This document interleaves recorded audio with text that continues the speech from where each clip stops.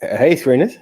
So, if you're listening on podcast, you've missed out on like the greatest gift ever because you guys are used to seeing a podcast today. So we thought, hey, screw it, live. Like we got delayed, it doesn't mean the podcast had to be delayed. So here we are. It's live.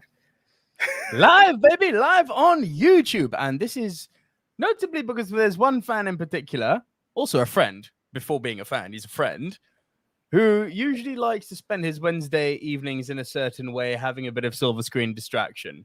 He's a techie. He knows who he is. And we got an angry message going, where the fuck's the podcast? That's the one. That's the one. So here we are. It was meant to record yesterday, but we're like, fuck it. Should we go live? So our tech friend has what he wants. That is the one. That is the one. So here we are, live and direct. It could be a regular occurrence. Who knows? Who knows? Obviously, anyone who is listening on Spotify or any other podcast platform, you're still going to get it when you get it because, as of right now, that's not available. StreamYard doesn't have the Spotify tab button just yet. So, hey, we apologize to you guys, but we're live. So tell a friend to tell a friend, hit the share button. Don't hit the share button. It's up to you guys. But legitimately, if you want a chance to interact, if you want a chance to even vote on a Rushmore prior to the game that we normally play, a way to sway our votes, this is your chance because we're live, baby. We will be taking messages as they come through. So that's the one. Okay. So before we go any further, let's we're talking gangster movies, guys. Well, this is off the cuff. You keep on saying we, bro. Like I don't think you've done a proper introduction as to who we are. Well, I'm guessing if you are ready to go and watching this, you would have been subscribed to one of the channels, plus the Nico Lurot and Anthony Jordan kind of gave it away. But in case you didn't know, it's me, the one AJ Anthony Jordan, and the gentleman to my left. Hey. And me, Nico Lurot. That's the one. Right. So we are live, people. This is the Movie Mount Rushmore. Actually, do you know what? Good point that you said about the whole we, because just yesterday I was talking to I'm going to sound like 4 now, a friend from work, Molly, who was like, oh my God, I studied film. You guys are doing a film podcast. So shout out to you, Molly. Hope you enjoyed the episode. I didn't get a chance to tell her we're going to be live, but hey, that's the one. So old, new, you're all welcome. It's a good list, this one. Fan selection. Would you like to shout out the fan before we kick off the title that most people do? Live stuff, no. I wasn't ready for that one, I'm afraid. I'm not going to lie, guys. Basically, what's happened is this was like not planned. This wasn't we're going to do it. Like this was straight off the cuff. Come in. We haven't even had like 2 minutes to ourselves. It was, we're coming in, we're pressing the hit button. That was it. Normally there's a bit of a hey, so we're going to do this, we're going to do that. It wasn't there today. It was turn the computer on, slap the light on, put your images up, done. So if there's a tad of unprofessionalism, if the connections get a bit of a drop, we haven't even had a chance to be like, is my connection okay? Is my mic on? It's just like, ready? Let's go. Bang. So forgive us. This is rushed as it gets. Yeah. This is one of the worst intros we've ever done, to be fair, but fuck it. All right. So 3 minutes in, if you're used to us, we tangent. So this is our tangent. But if you would like a more professional approach, here we go. Hey, screeners, how you doing? It's myself, the one AJ Anthony Jordan. And me, Nico Lurot. Shout out to all my Nicoholics. How are we doing, AJ? We're good. How are you? Yeah, man, I'm good. Lots of shit has happened this week. I've got a new arm, as you can see here. Yeah. If you're watching on YouTube, if not, please subscribe. If you're listening on the podcast, also please subscribe. That wasn't a vaccine joke. It's an arm for his it's an arm for his mic, not an actual physical arm. Just wanted to get that out there. I went down to the southwest coast this last weekend to film grey fur seals at Lundy Island. Nice. The water was fucking freezing, as you would expect in the UK. And I'm one trophy away from platinuming Ratchet and Clank on PS5. Hey, congratulations. How you doing? Yeah, we're there. Me, I'm there. Just adapting to the new life. I don't know if I've actually said it on pod. I am being a London tourist in London. Like, my new mission is I'm just appreciating London for what it is, because I've always taken it for granted being born and bred here. So I'm just taking it all in. So where did we go?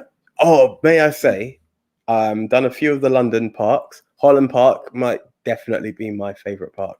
That Japanese garden, thing of beauty. Whereabouts, sorry? Holland Park. Oh, yeah. It's beautiful. Absolute beauty. Primrose Hill is still to be seen by me. May I also say, also known as Dog Shit Hill. It's really funny you bring Primrose Hill up because I was actually there 2 days ago. Oh wow! I've been because basically I'm putting together a little show reel at the moment, just for some different clients, and basically I'm kind of visualizing this image of, if you imagine a hill with a grayed out silhouette of someone walking, and the background is like the Milky Way with a big black hole. So proper mental VFX stuff, right? But in order to get the first layer, which is just the black silhouette walking up a hill, I thought Primrose Hill is a good shout for that.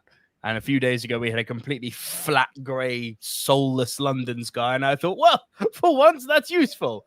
But yeah, Primrose Hill keeps its reputation of dog shit hill. Oh, my God. Wow. Okay, that I didn't know. That I didn't know. But yeah, I will agree with you. I'll clean up. It's your pet. I'm going to say it's not that hard. I don't care if it's hard. It's your pet. Do the duties that come with it. So that's as much as I'm going to go with that. Also, can I also say something very... After you've been number 1 or number 2 at home? Yes. Well, then allow your fucking animal to do the same thing. Thank you. Couldn't have said it better. Tangent. But it is what it is. It is what it is. That's what we do. You asked how we're doing. You talked about your bits. I'm talking about mine. One of the other bits that was very similar to dog shit, before we do get into some gangster shit, is I saw the mound, which they were going to charge for. So I happened to be by Marble Arch, climbed up this piece of whatever they want to call it. And the highlight of it was that I got to see the dude who's on the website picture, because honestly, the view is nothing. Like, it was the worst thing I ever done. I happened to be in the area. I'm like, oh, tomorrow they're going to charge. Let's go up. Only to find out they can't charge, because that £8 they had planned to charge people would have been the biggest rip-off known to man. So I'm not really familiar with this mound. I won't lie. So do you know where Marble Arch is? Yeah, sure. Literally where the arch is, right next to it. There used to be like some kind of, I don't know what they had before, but now they've created this huge mound and you're allowed to go up it. And it was meant to be for an awesome view.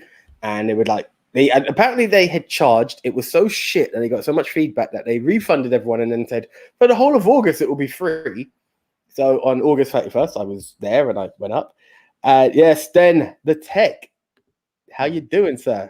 Shout out to you. Yes, we're here, bro. For you. Hope you enjoy. That's the tech. This is the guy we were talking about before. This is why we're live. That's the one. So they've created this mound, and it's absolutely crap. Like, we went up there, no awesome pictures. Everything that you might want to take a picture for has got like railings to distract it. You've got no like special landmarks. It was bad. I was going to say, you're not exactly... I mean, London, what people don't know is that London's not flat. It's actually really hilly. You're in one of the lowest parts of London there. You're not going to get a decent view of anything unless you're going to build some fuck ton of a mound. It's about... to be fair, no, Hard Rock Hotel was actually bigger, taller than the mound. So it really wasn't... Honestly, I don't know why. I don't know who, but... Stupid. No. Yeah. Like real bad. And obviously that was probably where taxpayers' money went for. What was it? Do we give people congestion charge at the normal rates and times, or do we build a mound? Hey. I have a very, very personal opinion on the congestion charge, and it's not a popular one, so I'm not going to share it. We'll leave it there. But hey, you know what? Den's in. Den's in the movie, as is everyone else. We're 10 minutes in, and we've literally just rambled about grey fucking fur seals, dog shit, and mounds in Marble Arch. Should we crack on? That's the one. So, what I'm going to do, this is going to be a very weird one, but give people what the Movie Mount Rushmore is about. I really feel like my Wi-Fi is kicking off. So while you give that breakdown, I'm just going to reboot the Wi-Fi because we're live. I've got no chance to do anything else, but I'm getting a lot of sticking. Yes, then I agree before I do leave. Extra tax. It's a con. What can we do? Right. Okay. Nico, for those who are joining for the first time, would you like to tell them what the movie Mount Rushmore is all about while I reboot? So, for those of you joining us for the first time, thank you so much for joining us. If you are new to the Movie Mount Rushmore podcast, please be sure to like the video, share the video, and hit the subscribe button if you are watching on YouTube. If you're watching on a podcast platform, we are available on everywhere: iOS, Android, Spotify, you name it, we're there. What is the Movie Mount Rushmore podcast? It's basically a top 10 show between two best friends from school. But how does it actually work? Every single week, we pick a different topic. We go our separate ways. We make our individual top 10 lists based on that topic, and we come right back here into our recording, whether it be on YouTube or on podcast or audio only, and deliver to you, the Silver Screen Dudes, our individual top 10s. This week, Double V will go first. That's me delivering his bottom 3. Then AJ will deliver his bottom 3. Then I will deliver my next 2. AJ will deliver his next 2. And then we will trade one apiece. If at any time while we are running off our individual top 10 lists, one person has a movie in a higher position, that person will say, punt. And we will punt and talk about that movie when we get to the higher position. That is the wrong overlay, AJ. Thank you, sir.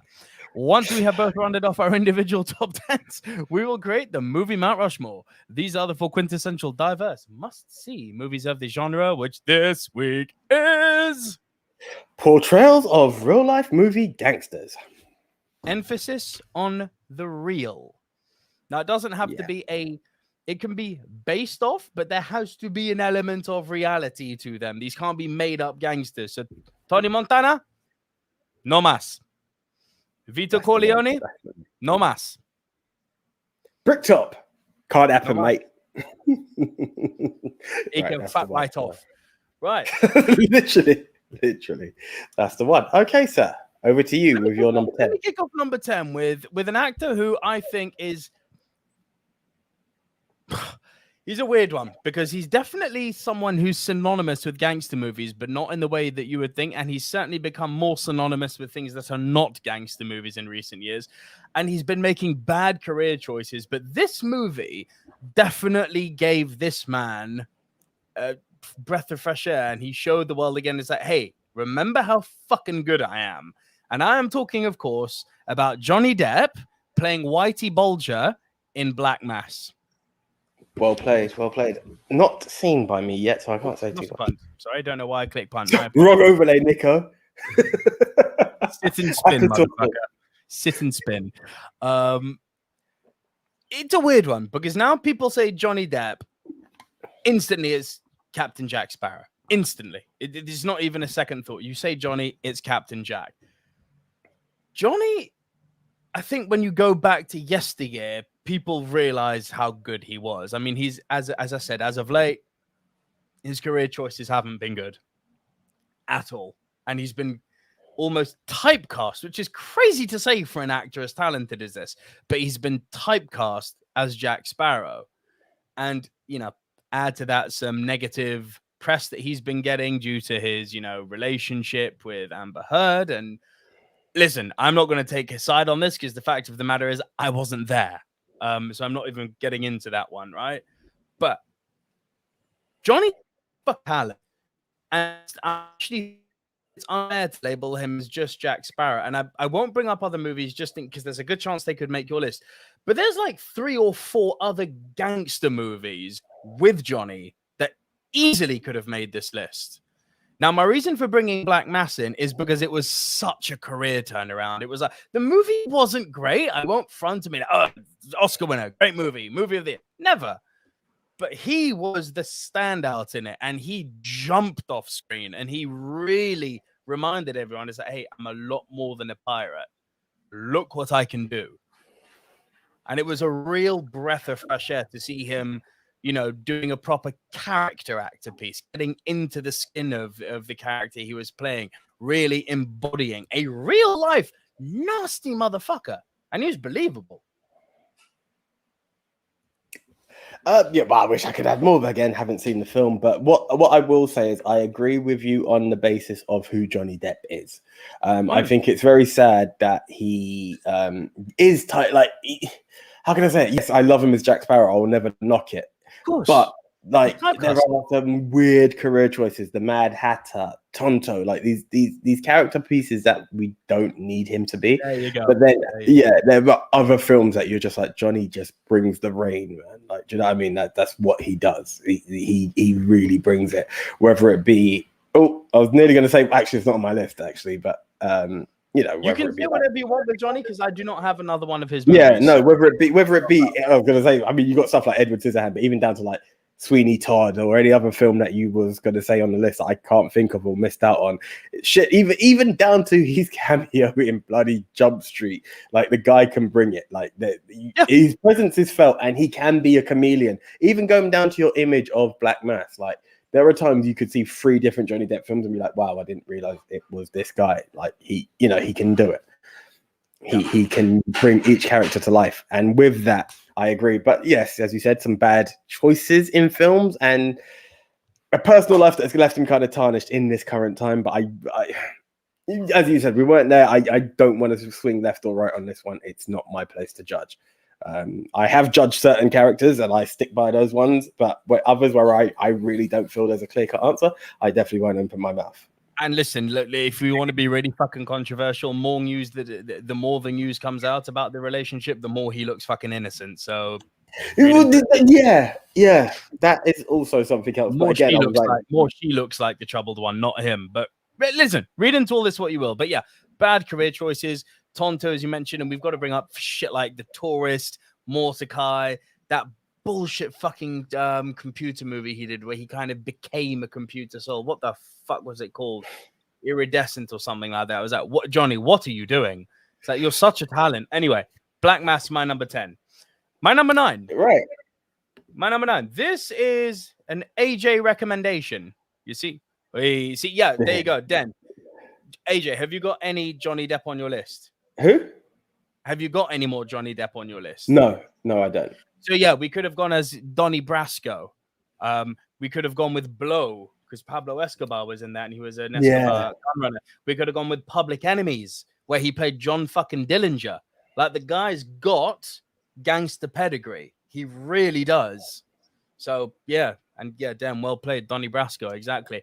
But yeah, my number 9, with Robert De Niro, and it's not the Robert De Niro movie I thought I would have picked ever.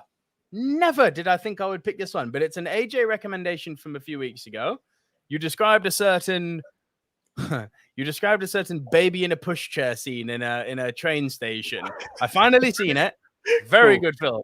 Number 9, Robert De Niro playing Al Capone in The Untouchables. Right. So I'm gonna just put my hand up now while we do this because at number 10 is Untouchables for me. So as much as the Portrayals, I kind of had the characters from and had the film. So you were going to see film posters from me as opposed to character as the picture. But hey, just putting it out there. So yes, we are talking Robert De Niro as Al Capone anyway in The Untouchables. More to the point, can we just acknowledge that this season is the Kevin Costner season for AJ? So yes, we are talking Kevin Costner more than the villain. But no, I'm joking. Yeah, no. Yeah, music to Andy Hart's ears, because Andy Hart's a big Kevin Costner fan. Cool. Nick, guess who we have with us? Who we got? We have the tech. Oh yeah. Yes, August. August is in the house too, baby. I am absolutely loving this. Thank you, guys. We love all of you. We love all of you, but honestly, August is like silver screen original, man. He is the one. August, one day we have to arrange for you to come on, man. Like, I remember this guy has supported us from season 1, pre-season 1, like YouTube days. He has promoted us to Argentina. So like, eternally, thank you. Always. And then this is love. So we're happy you could join us live. Yeah, sorry, but yes, Robert De Niro as Al Capone. Dude, do you know why this isn't higher? Simply because he wasn't in it enough. Yeah, it was more about the Untouchables than the villain. Like, and that was my one disappointment with the movie. Is like, holy shit, Robert De Niro playing Al Capone. Yes, please, all day long. He's in it for like 20 minutes. Not bad. It was an amazing 20 minutes. It's an amazing 20 minutes. But fuck me, I'm sorry. I'll say this again, and you're gonna hate me. Andy Hart's gonna hate me. I had to suffer through Costner's acting. He's so shit. Where is the hype for this guy? He's so bad. Like, even Sean Connery, you could tell Sean was doing his dialing best. it down to allow Kevin to elevate. Big time. But you could tell there were moments where Connery kind of went full Connery, and it was like, oh, yes, lovely, you know? Sorry, I sounded more like fucking Churchill the dog there than Sean Connery. Oh, yes. Oh, no. Oh, no. Oh, no. Oh, yes. What are you prepared to do? You know, that was such a great line. That's such a great dying line from Connery, isn't it? So, spoiler, but yeah. I thought fucking Andy Garcia was phenomenal in this film too. Bro, I mean, how can I say this? All good, but other than Costner. Don't get me wrong, there were moments where Costner was nearly acting well. Nearly. There were moments I was like, oh, go on, give it to me. No. Like the scenes where he's being calm and cool, he has the same voice intonations and the same delivery as scenes where he's meant to be high octane. It's like, dude, you have literally one tone. You have one tone, don't you? Like, I'm not even at this point, Kevin. I'm not even asking you for range as an actor. I'm just asking for your voice to have a bit of modulation. Like, stick some auto tune on there. Do something, motherfucker, because it's the same throughout the whole movie. What are we doing? Oh, look, the White Cliffs of Dover will be home by noon. Sorry, I can't help it. But on the flip side, let's be honest, you're very pumped for both John Wick 4 and potentially Matrix 4. Yeah. There's another actor who doesn't exactly give you range in acting. Whoa. Yeah, but you know what? Voted for by the silver screen dudes, he's the greatest action star of the modern day. This is also true. So what can we do? I'd like to reiterate, until Rocky, Keanu had the joint highest polling ever. That's mad. That is mad. And we're seasons deep, guys. And yeah, and if Keanu you want Reeves. to know what the voting is about, then please head over to our Twitter feed, Movie MT Rushmore, where you can actually vote on who the winner of the Movie Mount Rushmore is each and every week via We Love Movies. That's the one. That is the one. Nice plug. So that was your number. That was my 9. My 8, but I'm going to paraphrase exactly what you said last week, because my number 8, Easy motherfucking E from Straight Outta Compton, and I'm going to say what you said. Are you going to tell me that Easy E's not a gangster? Bro, do you know what? I actually held back because I was like, I haven't seen the actual affiliation. He's the godfather of gangster rap. Yes. He was a dope slinger. Yes. Some motherfuckers too. That makes you a gangster. But where? He pop shots more for self-defense, and in a country that allows you to pop shots. Yeah, that's true also, but that's, well, in self-defense, as you said, and black people in America aren't allowed self-defense because that's America. Oh, you white self-defense. You one of the brothers. Yeah, we gonna kill you. Fucked. By the way, interesting little tangent before we get back on to Straight Outta Compton. I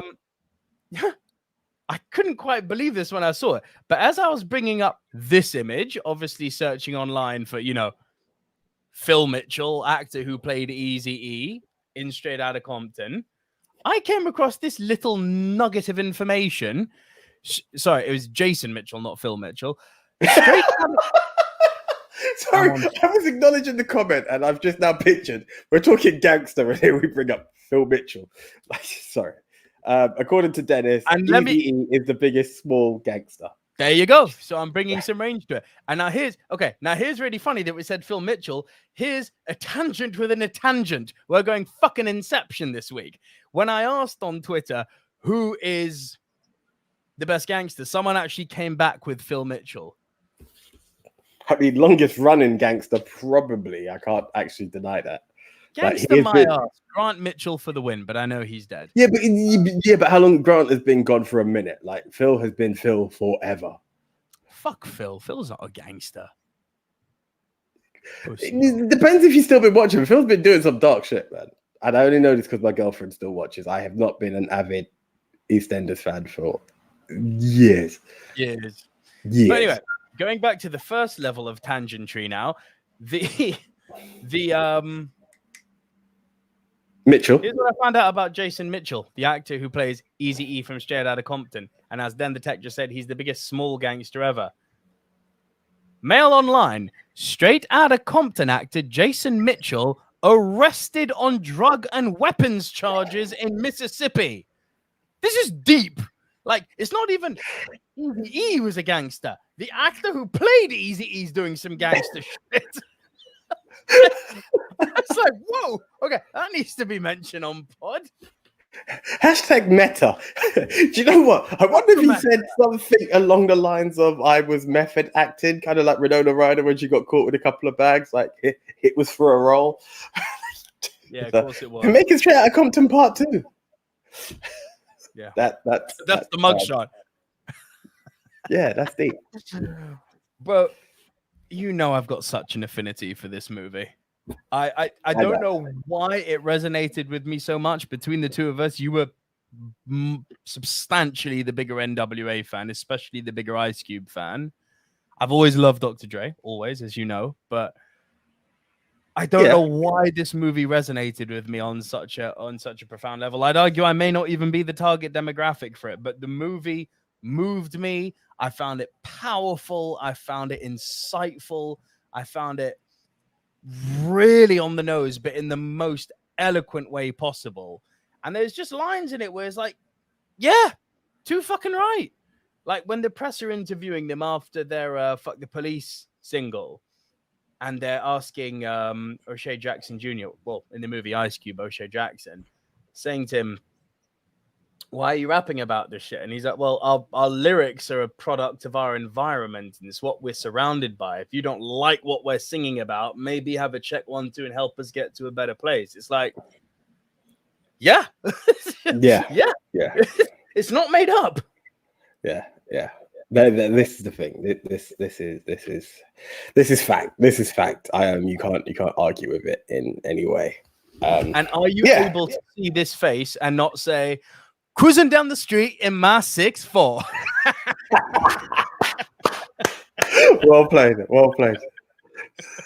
That I must admit, that is one of the most awesome parts of the film. Just like the foundation, and then when you find out that they get it, and then they throw in the real easy, it's bang. Yeah. It's an awesome film. I will never knock Straight Outta Compton.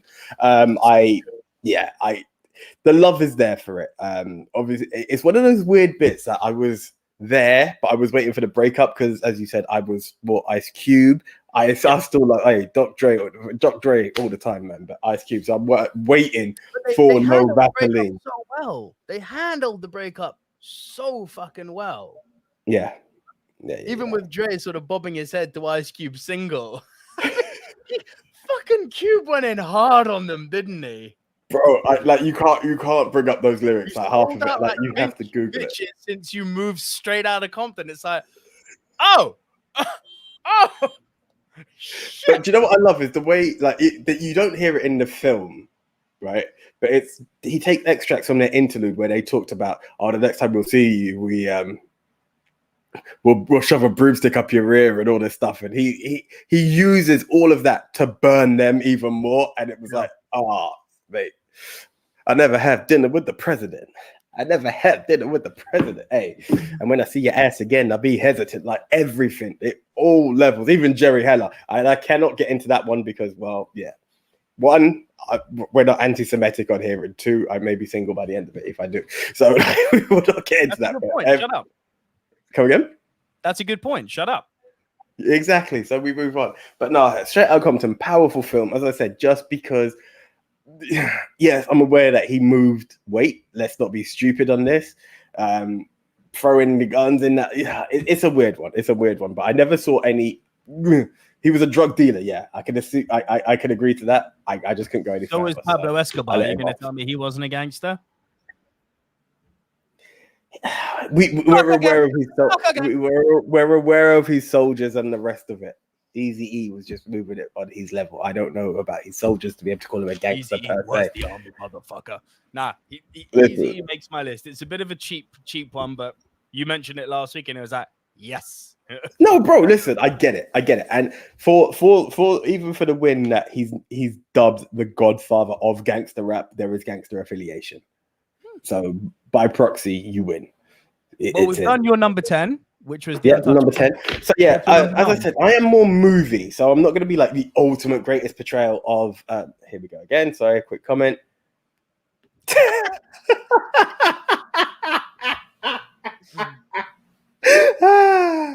Love you, Den. Love you. Thank you. Yeah. Anyway.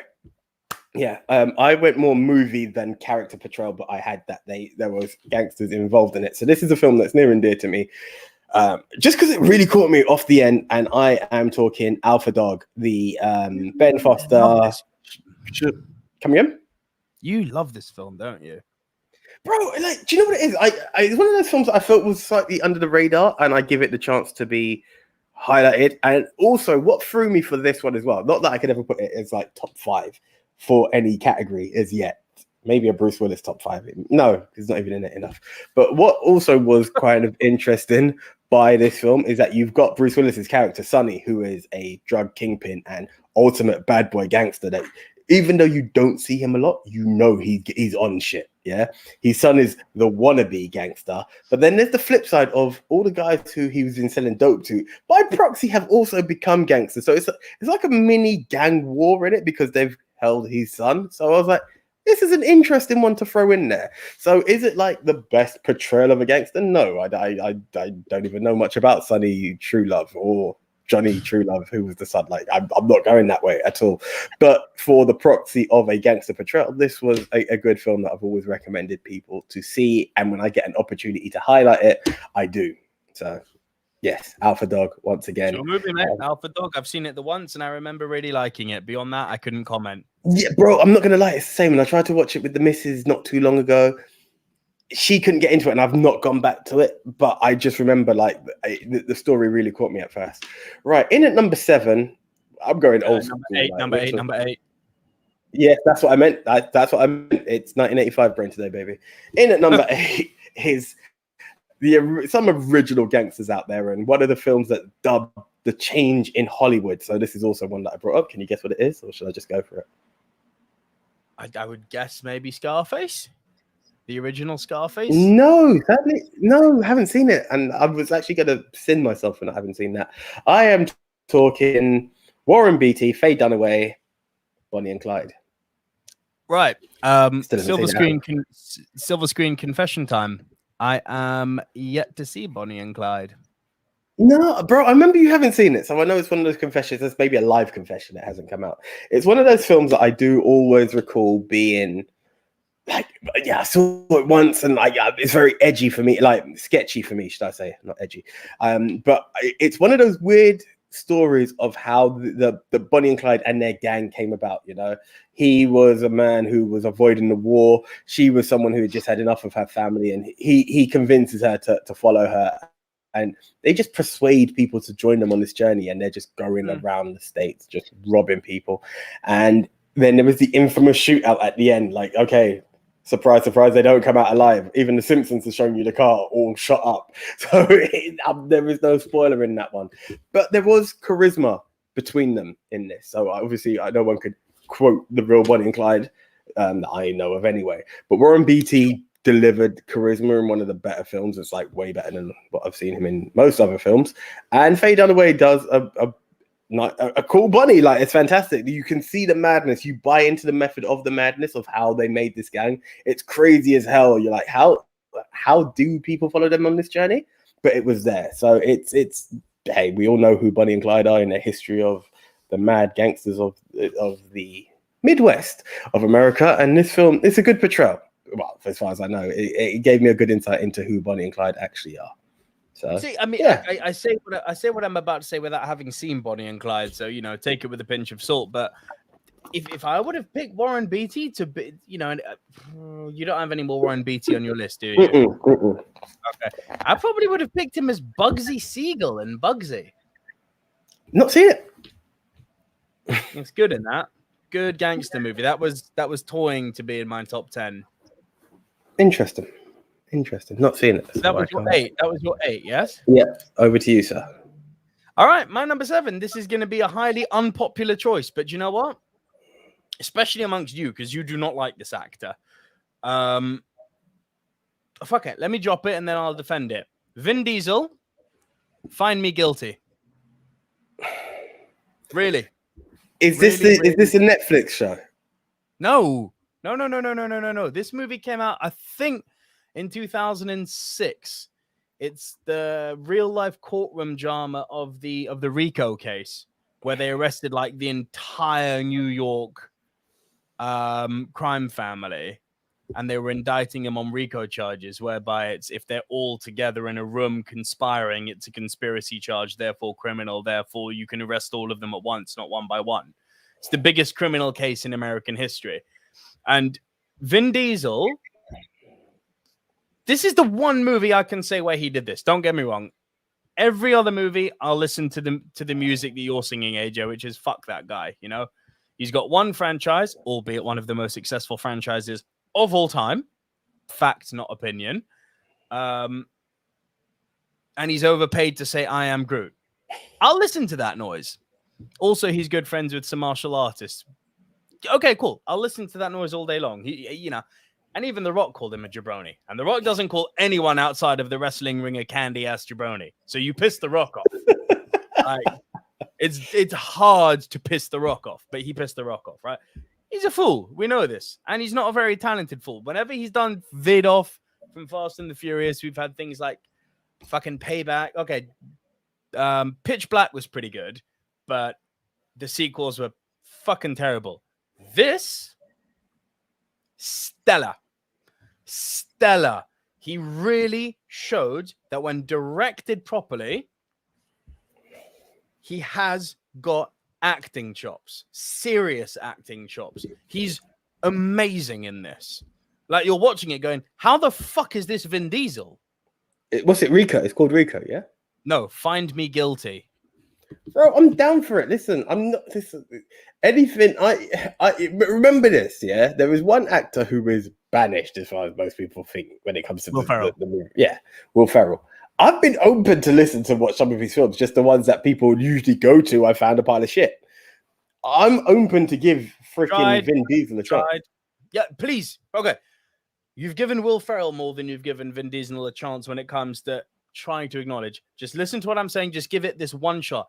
Because what he does in this movie, he has this effervescing charm, which I wasn't aware that he had. He's always been having this big fucking toothy grin smile talking about family. It's like, no. He doesn't go down that route in this. He somehow manages to embody this Italian American, and he's really convincing playing Jackie DiNorscio. And he thinks his lawyer's a scumbag, and where Jackie's different, although he's being tried against all of them, the difference is that they haven't been convicted yet. Jackie's been picked up on another crime, which he's already serving time for. And while serving time, he has to defend himself for this other Rico shit that's going on over here with the entire gangster family. But they're all worried, you know, there's a lot of things going on here because they're all worried that he's going to squeal on them to reduce prison time, get free on the RICO charge, and reduce prison time on the other charge. So his whole modus operandi is that, yo, I got your back. I don't rat. I'm not a squealer. And he's the head of the family doesn't trust him at all. And he's even more inflammatory because he decides to act without a lawyer. He decides to act on his own behalf. And his whole... And this shit happened. This was a real court case. This fucking happened. The guy acted on his own as his own lawyer. I won't spoil the ending, but I'll say this. He did manage to charm some of the jury. Do you know what? Also, what's his face? Tyrion Lannister. Why am I blanking on his name? Who? Tyrion Lannister. Peter Dinklage. Yeah, he's in this. Brilliant. So, more than anything, I enjoy a good courtroom drama. Like I've actually tried to look for more of those, and like one film you recommended that I'm eternally grateful for is 12 Angry Men. Now, this I can see something very not identical but similar to it, where it's a matter of how, what, yeah. So I'm down for it more than Vin. Like if he outdoes me, that's better. But the story alone will keep me. So, bro, the story is great. The story is great, and what's really fun is that although this is inherently a bad human being, right? You have to remember this is a real gangster. He's killed people. He's loan shark. He's racketeered. He's drug dealt. He's not a good human being, right? You still somehow like him. And from what I've read about Jackie D'Norcio, he was inherently fucking charming. As a lot of these guys were, I imagine. Hey, the wise guys, get the fuck out of here. But he really had that vibe about him. And it's a gear I didn't know Vin Diesel had. And sadly, it's a gear I've never seen him engage with again, ever. But honestly, if the same way when people say to me, I think it's fallacy that people still say this, Bale's not that good of an actor. Go watch The Fighter and come and talk to me. DiCaprio is not that good. It's like, there I don't even know how to help you, but go and watch Blood Diamond and come and talk to me, Even DiCaprio with his fucking wealth of great films, you can always pick one and be like, there, motherfucker. Watch him not play a pretty boy there and watch him impress you there. Vin Diesel's not that good. Most of the time I would agree with you, but watch Find Me Guilty. Really? Cool. No, look, bro. It's got me. It's got enough of a story to have caught me. So, and that's the main thing for me. Sometimes it's like I might be like, he was killing it for me, but the story's got me. So, yeah. And just so we're clear on my side, the reason this is making my list, the reason that Vin Diesel playing Jackie D'Norcio and Find Me Guilty makes my list, is because no one fucking talks about it ever. You think about the pantheon, and it is at this point a fucking pantheon of great gangster movies that we have. From silent movies to the early 30s all the way through to the 21st century. We have a wealth of gangster movies to choose from as film fans. No one ever talks about Find Me Guilty. And the Movie Mount Rushmore podcast, hosted by the Silver Screen Dudes, is about edutainment. If we can introduce you to a movie that you have not seen, and sometimes you edutain each other. Shit, I brought up The Untouchables because AJ told me, check this shit out. It's good. Amy, check out Find Me Guilty. Yeah. No, but bro, I'm listen, this is what it's about. As I said, I literally quoted you for 12 Angry Men. It is edutainment. If you appreciate film, this is what it's about, guys. It's not, yes, there was the debate, there is the time of AJ, you don't know shit. Why did you pick that cheesy film?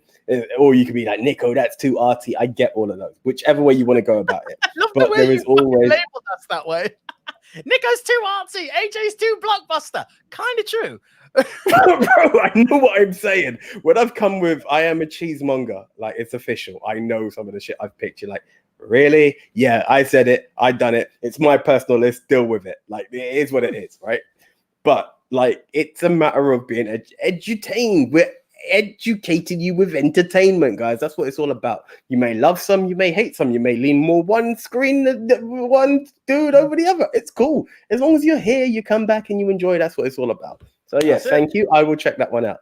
Okay, your number 6, sir. My number 6 is going to make Andy Hart at Fandango Groove on Twitter very happy because this was already on my list. I'd like to know just before we get into, Andy made me think of that. No. This was on my list already, but Andy Hart, credit to him. He knows his fucking films. He's the only one and we had quite a lot of answers when I put it out on Twitter the other day. Who's the best real life portrayal of a movie gangster? Andy Hart's the only one who brought up my number 6. Let's go international. Because it's not just America that does gangsters. And we're not going to go to the UK either, because I'm sure you and me are going to go there later. But in at number 6, let's go to France. Let's go and talk with Monsieur Vincent Cassel, playing Jacques Mesrine in Mesrine. What a film. I'm just gonna add it to my list now because I've never heard of it. So fuck it. Go. Educate me. True life story of public enemy number 1 in France, Jacques Mesrine, comes back from the Franco-Algerian War, and instead of going the straight life, decides that he's going to do some gangster shit. And you'll like it because it's Kill Bill-esque in the way that it's actually 2 movies, but it's all one story. It's all one story. They are two separate parts because this is over 4 hours in total, yeah? But, you know, each movie's running in at about 2 hours. One is 150, one is 210, anyway, whatever. Fuck me, Casal's good. I mean, I know I'm stating the obvious here, and I know water's wet, but wow. Fuck me. No, but bro, do you know what? Let's be real. Like you mentioned Bale, you mentioned DiCaprio just 2 minutes ago, right? Now, as powerful as they are, there are some shit you brought up Depp. There are some times that they are the standard bearer. Then there are times it's like, my God, you brought me in. Like, and for you to have said that, that might be the case. It's like, yeah, dude, like, yeah, you done your shift, you earned your check. What's nice too, this will get you in a bit as well, is that his boss in the first movie, the head gangster Guido, played by Monsieur Gérard Depardieu. Interesting. And to see Depardieu playing a head honcho gangster was like, that could be interesting. That would be works. something. It really fucking works. He's got this Godfather vibe about him, you know, and it really works. But yeah, it's the story of how he goes from being a nothing and getting public enemy #1 status at the end of the first film. So Mesrine was famous not only for being a murderer, but for being this crazy fuck bank robber. Like, bro, he's so crazy that there's this one scene. I'm not going to spoil what happens, but I'm going to paint the picture for you just to tell you how nuts this guy was. Bearing in mind this is true, right? They'd go into one bank, rob it. As they leave, obviously the alarm goes off, and he's like, let's go across the street and rob the other one before the police get here. And they did it. It's like, and it wasn't like we're planning to rob the other one. He would just get out the bank and be like, it is another bank. I take it as well. It's like, this fucking guy, he's nuts. And he got caught numerous times and he escaped every time. So as well as being a great bank robber, as well as being a stone cold murderer, as well as being a wife beater, he's also a master escape artist. And he had this, as a lot of, you know, the French do. He's, you know, they call the police les poules, just like in Taxi, les poules back. And yeah, he's got a real chip on his shoulder about the police. He trolls the police. Like, he impersonates police officers. He impersonates inspectors. While he's public enemy #1, he goes in disguise into a police station. He's being like, I am looking for Jacques Mesrine. Have you seen him? It's like, this fucking guy. This fucking guy. This fucking guy. Like, I'll give it. It's like, wow. I'm not surprised he was public enemy #1. He made you lot look like fools. Banging. Okay, well played. I love the way we're praising real life gangsters here. It's not good. These are bad people. These are really bad people. But yes, but I mean, come off it. Anyway, yeah, there are some, but then again, don't make the person the hero of the film, because eventually, shit. Even let's take the Joker. We know he's a bad guy. You made a film about him. Like, we sympathize with him at times and places. Okay, he became out of control, but we also were like, I get it. Hey, it's not our fault. We blame you, Hollywood, and French cinema as well, because hey, this film is that. Right, okay. You're number 7. Yes, my number 7. It's either very high or you forgot it or you just didn't have space for it. There's one of 3 options there. I'm bringing in Butch Cassidy and the Sundance Kid. Oh, fuck's sake. So I'm going with the forgot it over. You didn't have space for it. Nah, forgot it.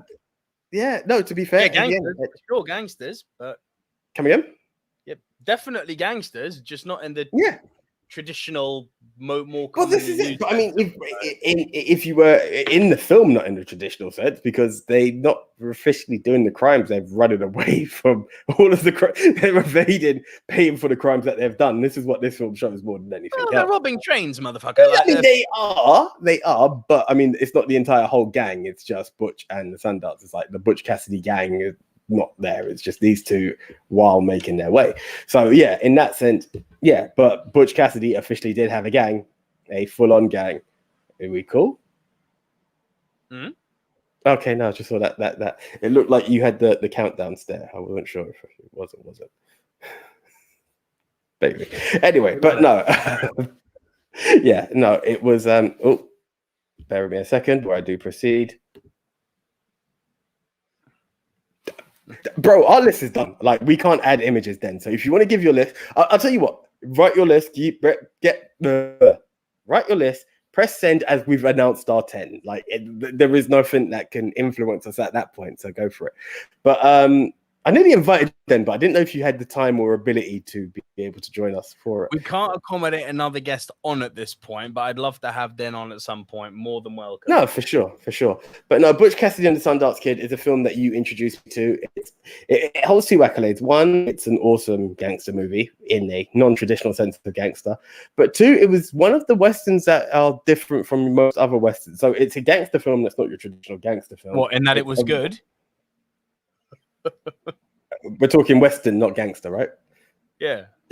And then it's a western and not traditional. So it's like a non-traditional in any form, but it manages to be an absolutely awesome film. To be fair, last week you brought up another western because you were like, it's cool. So like, there are a few out there. And you know what I said is that last week I'm going to get torn in you one because unpopular opinion, Unforgiven's not that good. Oh, yeah, they let me have that one online. Notably, Andy gave me a few shots for that one. Speaking of which, we've got a fan request from him, but it's going to take some serious studying on our part, so it's not one we'll be able to do soon. But Andy, you know what I'm talking about. AJ, we have a fan. No, trust me, bro. This is not one we're going to do between now and next week. Listen, I was going to say anything Andy related. I want at least a year prep because down to my Highlander quote has got me on toes. I don't really want to quote films that he selected to have me. No, I'm not ready for that just yet. I love you to bits, Andy. I mean that, but hey, I'm just real. Don't fuck with Andy hard. It is what it is. It is what it is. So yeah, no, Butch Cassidy and the Sundance Kid, as I said, not your traditional western, not your traditional gangster movie, but a fantastic movie nonetheless. The train robberies that they're doing and the escaping of this law, the faceless lawmen, I shall call them, because we're all seen in the distance, but always on their tail. So good. Really good film, actually. Really had a lot of enjoyment in that. God, we can't fucking get away from this guy. Come again?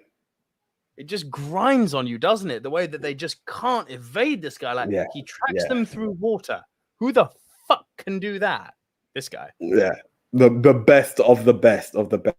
That one's for you, Den. Like, no, honestly, but that's what they done. They got guys who have got every form of skill possible. So if you think you could go this way, that one could track you. Go that way, he can track you. Absolutely amazing. Great hunt. An awesome hunt. Yeah, so that was my number 7.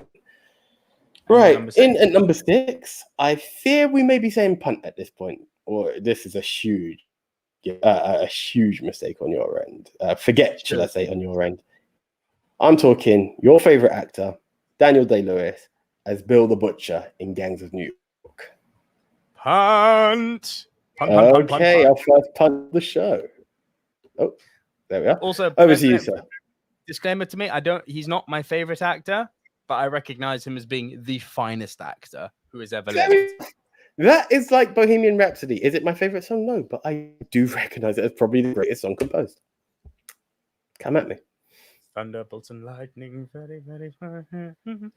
All right. My number 5. I have a feeling we're probably going to say punt now. My number 5. Tom Hardy twice. Legend. Oh, it's a minor. Oh, sugar. How the hell did I do that? Sorry. Bear with me a second. Yeah, it's a minor punt. Sorry, but it's a pump. Yeah. Cool. All right. Right then. Over to your number 1.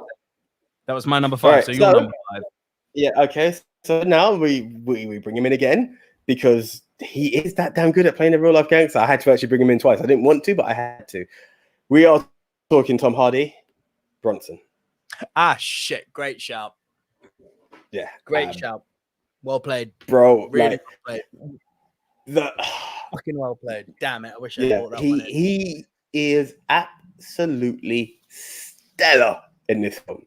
Like the portrayal of someone as, and I say this with love because geez, even if they released him now, I'm shit scared of this man. Charles Bronson it's insane. The way he plays him, the artistic. It's a weird film to how to approach it because you see him in front of an audience, but it actually gives you an insight into how Charles operates, how his brain is. He's artistic. He wants to be a performer. He wants to be loved and adored. But on the other side, drop the coin, flip the coin, whichever way you want to see it. There's just the nuts and bolts just aren't tight and loose, tight enough, man. Oh my God, he can be dangerous, and he is scary. And this is as a free man or as a man in prison. It doesn't matter. This guy was dangerous as hell. Like, who has the prison guard pleading for his life in a way that Charles Bronson did? Like, this guy was nuts. And the Tom Hardy, and again, I think this was when you first saw him and you warned the world about Tom Hardy and his power. You're giving me my credit. Thank you, sir. Thank you, bro. Sir. I have to. Yeah, it's insane. It's something to really embrace if you haven't seen it, guys. And it's one of those films that I would put in the cult and indie type film bracket. It's like it didn't get that status, but those who've seen it know how they got none. It's got status now because people know who the fuck Tom Hardy is and they've gone back to watch him. But let's be very, very clear. There was a time at the turn of the century, just after the early, in the early noughties, no one knew who the fuck Tom Hardy was. He was no one. I came across this movie Bronson, and I said to you, I said to my mum, I said to everyone in my little social circle before, because Bronson came out in his early days, and it didn't fire. Like, no one saw it. And the mad thing is, the posters were everywhere. I have to say that. The posters were everywhere. No one saw this movie. And if you're one of the few people who say that they saw this when it first came out, hey, you're on the boat with me. But also, I think you're also one of those people who said that they knew who the fuck the Guardians of the Galaxy were. Liar. We will leave it there, but I know what you're saying. I know exactly what you're saying. But yeah, no, you know what I'm saying. But no, I did see Bronson by chance, not because I saw the posters like, oh, I'm gonna say that. I was like, no, complete fluke. I think he was bad to say this. I think it was even the pirate copy. Something like that. But I know I saw it happened. It happens. We've all been there. We've all done the dirty deed, right? And I remember saying to you, I said to my mum, I said to everyone in the social circle, I was like, watch out for this guy. This guy, he gets the right roles, is going to be the next big thing. Love it. And here we are. Here we are. A recognized actor. Truly deserves to be recognized actor. You know who Tom Hardy is? It's like 15 years ago. Yeah. That's the one.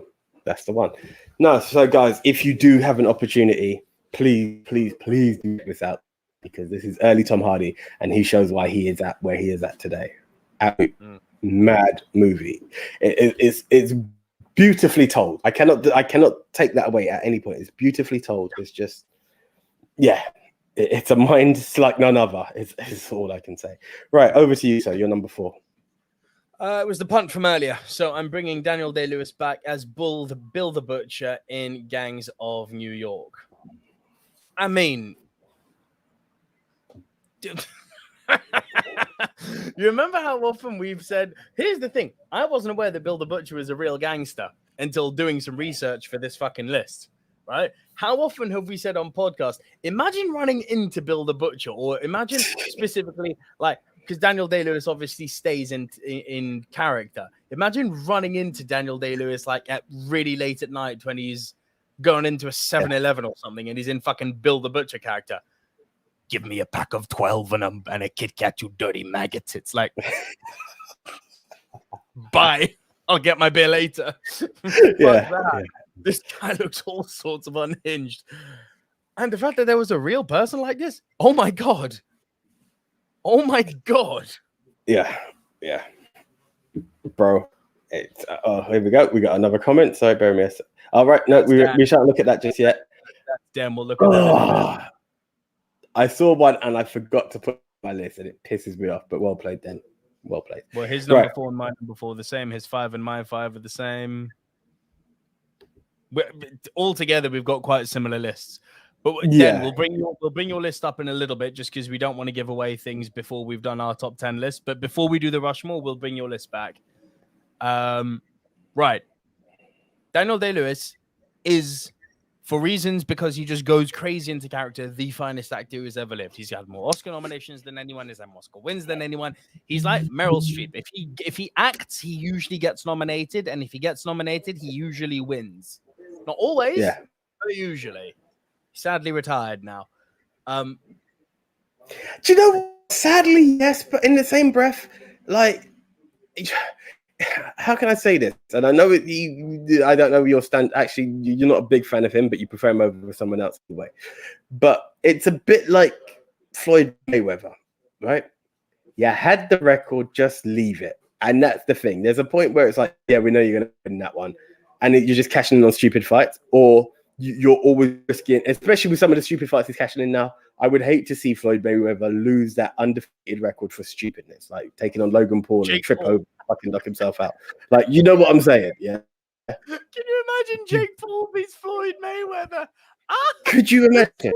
Could you imagine? And that's what I'm saying. Like, don't tarnish greatness. Yeah, it's very rare. You know, okay, you're not for everyone, so I'm not going to call it perfection, but as close as perfection as you are, like, retire and just hold that thing. And in that sense, that's why, you know what, Daniel Day-Lewis? Yes. Yeah. Between Mayweather and Khabib, that is fighting perfection as far as I'm concerned. It is perfection. Yeah. It is. They haven't been beaten. So there's that. But yeah, Day-Lewis is just on another level when it comes to acting skills. You look at his repertoire films between Gangs of New York, Last of the Mohicans, My Left Foot, Phantom Thread, There Will Be Blood. It's like every time he's on screen, it's just like he's delivering a performance for the ages. This guy is on another fucking level. And to play a character this scary. And what's interesting is when you contrast this to roles like My Left Foot or Phantom Thread, or let's go with something a bit, or My Beautiful Laundrette. It's so far removed from Bill the Butcher. This is why I'm bro. Lincoln. Same time scale. Complete different character. Yeah, there you go. And this is what I'm talking about when I talk about range. Now, I'm not asking everyone to have Daniel Day-Lewis's range because it's just not fucking possible. But God almighty, this fucking guy and what he can do. I invite everyone to go back to season 1 of the Movie Mount Rushmore podcast and listen to, it's one of our first ever episodes, the top 10 Daniel Day-Lewis movies. And just, if I imagine a lot of them in there you won't have seen, go and listen to that and go and watch some of his movies and prepare to be blown away by the finest actor who has ever lived. And that's why when people are like, Kevin Costner's really good. Sorry, Andy, but it's like when Kevin Costner's really good, I'm like, he has one tone. Sean Connery has to dumb himself down for Kevin Costner. And then in the same fucking podcast, we're talking Kevin Costner and Daniel Day-Lewis. I'm sorry, one of these things does not belong, and it's not Day-Lewis. I get you, bro. I get you. Yeah. What are you saying? Yeah, no. I thought my net was there, but we just had a message. We've had like the longest silver screen dude question finally answered, because guess what, Eunice is in the house as well. I love this, like it feels like the silver screen dude family is here. Yes, so guys, sorry to interrupt you on your Daniel Day-Lewis versus Kevin Costner, which is never going to be a battle, so let's end it there anyway.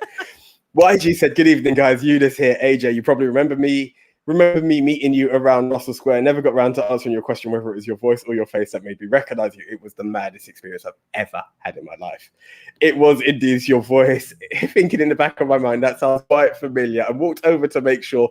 Would have been hella awkward if it wasn't, but glad I checked. Dude, no, honestly, to this day, I am mega touched by that, but it was like the maddest experience. And yes, look at that, a recognizable voice. I never would have thought that would have been the case. But Eunice, thank you for joining us again, bro. Yeah, you're here with us on the live. Like, shout out to all the screeners, but these three guys that are here that have commented so far, nothing but love for you guys chronically, because you guys have touched us in other ways. As is Andy, who sadly didn't know we were going to do a live, so I'm sure would have joined us otherwise. And also, actually, I'm glad he's not there. Please follow Eunice at the Arsenal Times 1. Sorry, can you repeat that? The Arsenal times 1 on Twitter. Thank you. Just it's always nice to hear a Chelsea fan say that.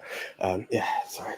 Bro, it's lovely talking about Arsenal at the moment. Nothing brings me more pleasure. Listen, we're talking gangster movies. Just move on. You've done your shout out. Let's move on. Why did you have to be so? Why are you trying to throw about there? Because you've given. Listen, you can't throw shade. Why are you trying to do that? Shade. I'm just saying, as a gooner, it's nice. It's nice to be there from a Chelsea fan. Listen, all right, cool. Keep talking. You've got the stare. I don't. That's what I thought. All right. You know what we do have? 2 European championships. Punt is coming. Thank you. Eunice, my guy. Thank you.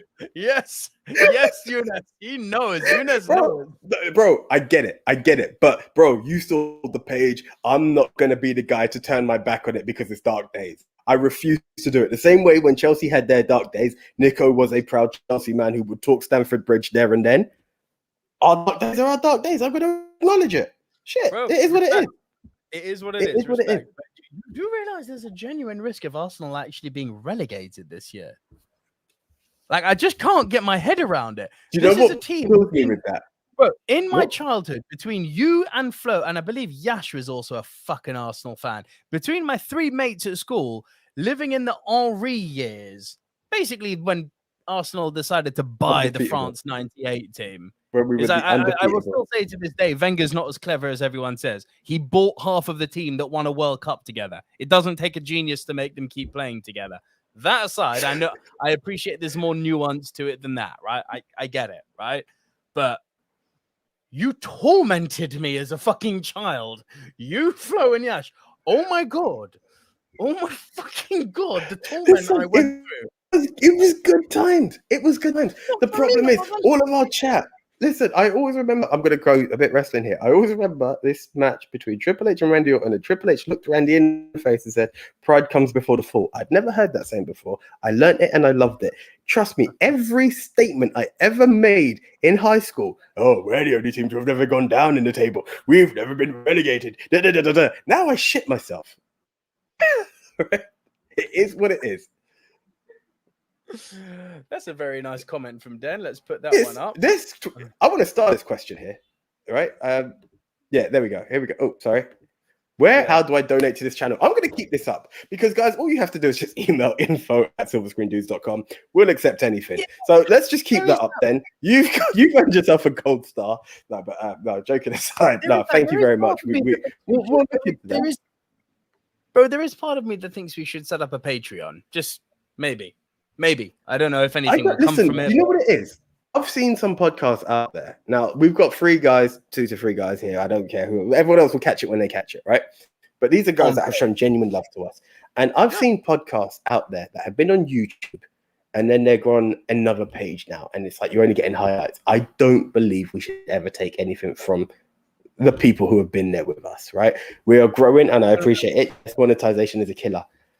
If there's something else we can do, that means you want to buy a t-shirt, you want the merch. I know it's not going to be the thing, but I like the growth is there. We're about edutainment. We went to a school that was there's that.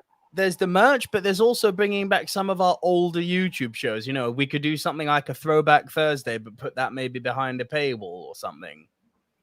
We'll see. Guys, put your thumb up or thumbs down. Thumbs up. We just want thumbs up. But appreciate the love. If you have any suggestions on how we can fund this, which means we might record at 9:00, but we don't have other schedules around it that make it a 9 o'clock recording. We're more than open to do that. So thank you very much. Nothing but love for you, bro. Right. Okay. Shall we bring it back to the films? You're number 4.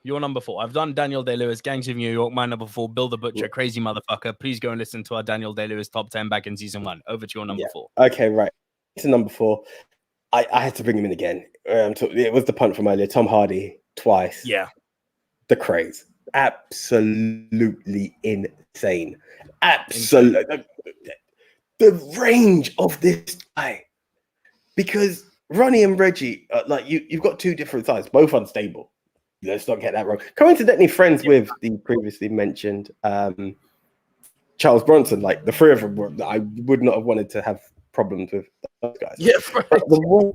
The way you can have one brother who was cool, calm, and collected, but will still break you down, and the other one who was just a hothead. And what I love about characters like this, when they make you say, is he actually playing both, or is this a twin doing it? Like he brought the fire, man. Like, yeah, he really did. Yeah. And much like with Black Mass, I would argue, although I found Legend quite a lot more enjoyable than Black Mass, I would argue that Legend was still quite a flawed movie. It had pacing issues. It was a bit untidy in some places. But you want to talk about a movie being made worthwhile to watch because of a performance. You're right. It's sketchy. Right. It's sketchy. It's a great story, but the pacing could do with a favorable pacing. I will give you that. Right. I'd actually argue, in hindsight of watching it, that Reggie was the nastier one, despite Ronnie being more unhinged.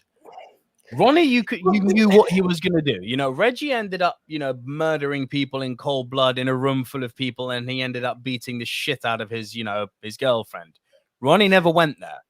You know when they say the devil, yeah, this one's. You know who you're fucking with, essentially. This one, you think, oh, he's all right. Next minute, you're in shit street. With that, I can agree with you. Yeah. Right, over to you, sir. You're number 3. So I'd like the record to show at this point, before I make this statement, that we have not seen each other's lists. This show is made purposefully independently. I'm going to make a silver screen educated guess now, given that we've not only been doing the show together now for 4 years, but you and me are best friends. Our top 3 movies are going to be exactly the same top 3 in the exact same order. This could be interesting. Go. My man. Number 3. My man. Of course. How the fuck do you talk about gangster movies and not talk about Frank Lucas? Bro, American Gangster opened my eyes to some shit that I was like, how did he do? Like, this is gangster shit. I'm sorry, this is gangster shit. Like, the brain behind it, the cold-heartedness behind it. The title it's worthy. I don't. Yeah, no, that was illegal, but building an empire, Jesus Christ. But it's when I see movies like this, and people like Ridley Scott's not good anymore. I'm like, oh, are you sure? Yeah. When he wants to fucking turn that dial, he can bring it. Like, you need to open the net. You need to open the net. Don't just run to like Prometheus and be like, like you need to go wider. Like you need to just see everything. Because this film, my God, you're just stuck. You're just glued to it, and you're like, what is going on? And it's like, the business, the bringing in the family. He brings in the family, but it's he's got love for his family. He knows what it is, but then he will go cold on his family because it's still business. Like, oh my days. This ain't how you wash out, packer, motherfucker. It's like, what? But yeah, no, it's the true story of Frank Lucas. It's how a man managed to profiteer from drugs during the Vietnam War by going straight into the heart of Thailand, into opium country, bringing it back as heroin in the bodies of the dead US troops who were serving in Vietnam. I mean, the fucking idea in itself is morbid at best, and just, bro, it's morbid. But then the other part of it is how ballsy it was, because you are essentially the enemy, and I dare I say during that time your color wasn't made you favorable anyway, either way, to either side. And then when you got to the other side, you didn't just say, I want to deal with that. You went to, quote Roman, the head of the table. You cut out every middleman. It was like, I'm talking to the boss and nothing but the boss. Like, he handled biz. Like, we're not glorifying it. My God, was it gutsy. King of Harlem. King of Harlem. There is actually a TV series called King of Harlem that I've not seen, but it's meant to be with really good. Forrest Whitaker, right? Apparently, yeah. Wonder if it's with wonder if he's playing Frank Lucas. Who knows? It'd be interesting. Hey, but one of the people watching and you've seen King of Harlem, please comment below. Let us know if it's a story of Frank Lucas. Anyway, that was our joint number 3. One of our Silver Screen Dude's favorite modern movies. Indeed. Now, without dropping names, I'm going to say both of our 2 and our 1 are Scorsese movies. Indeed. But Martin knows what he's doing because Gangs of New York was also there. I nearly. Oh, there were others. Dude, we could have even gone with The Departed because, fuck me, Frank Costello is basically a take on Whitey Bulger in all but name. There is that. I also would have said, and I nearly went with it, Wolf of Wall Street essentially were high-end gangsters. I toyed with it. For me, not gangster, crook. That's the thing. That's the thing. Yeah, but they were a very clear difference for me. He wasn't doing gangster shit other than with finances. He's a fucking sleazy crook. You know, shit was gangster, but yeah, he's not a gangster in the traditional sense. Gangster. He wasn't a gangster. I would never. But also, let's just be honest. Martin Scorsese knows how to portray villains in film, real life villains in film. That is the best way to put it. That's what he does. Mean Streets, The Irishman, fucking goes Raging Bull. Even there was some gangster shit in that. Like he knows what he's doing. Yeah. I know you, and I'm gonna stick to the words of what I said last week. I know which of the 2 is my favorite, so I'm not going to reveal what our number 1 is because I'm pretty sure we've got the same one. Number 2, I don't know which gangster you've picked, but we've both definitely got Henry. I've got Henry Hill. I don't know who you've picked, but I've got Henry Hill from Goodfellas. This guy right here. Yeah, go for it. I mean, again, because it was the portrayal, it was the collective. But obviously, Henry is the one you have. You've gone with Henry. Okay. Yeah. You can't kind of deny it. And I would have agreed with you, you know. You could listen, you can. There's a million ways you could go with it, but I mean, it focuses on Henry, doesn't it? Let's be real, more than anything.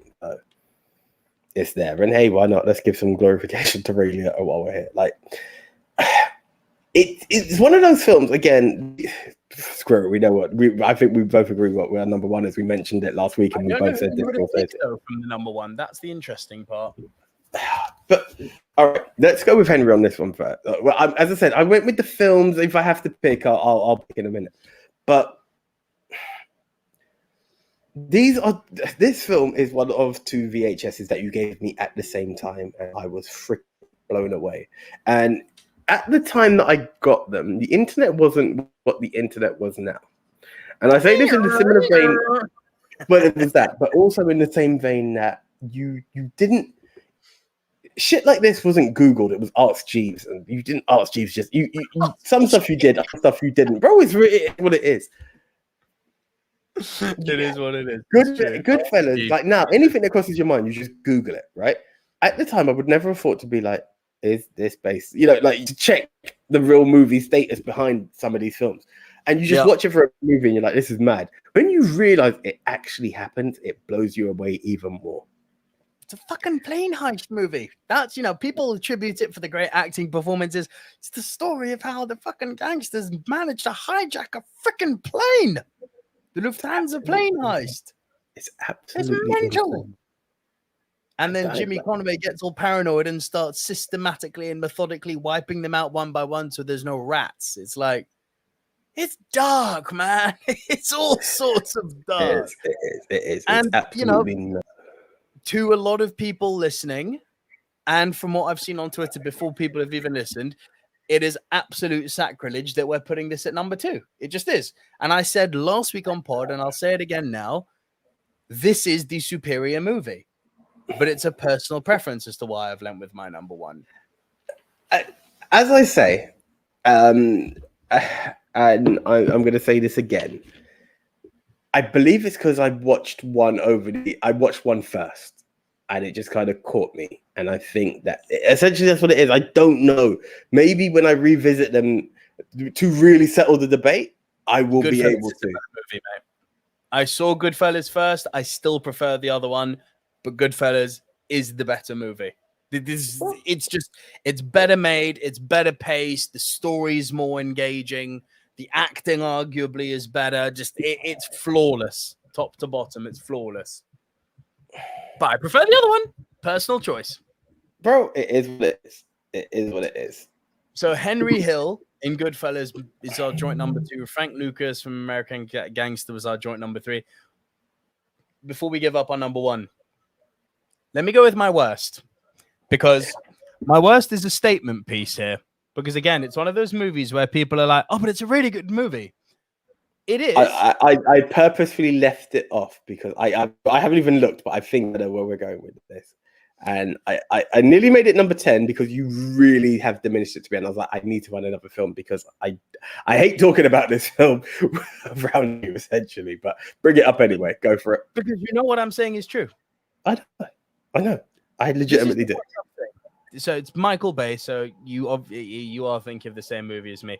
My worst, and let me be very clear, if we're just looking at this through the prism of it being a movie, just a movie, we don't think about any external factors. Sure, entertaining, good movie. Anthony Mackie, Dwayne "The Rock" Johnson, Mark Wahlberg, good cast, directed by Michael Bay.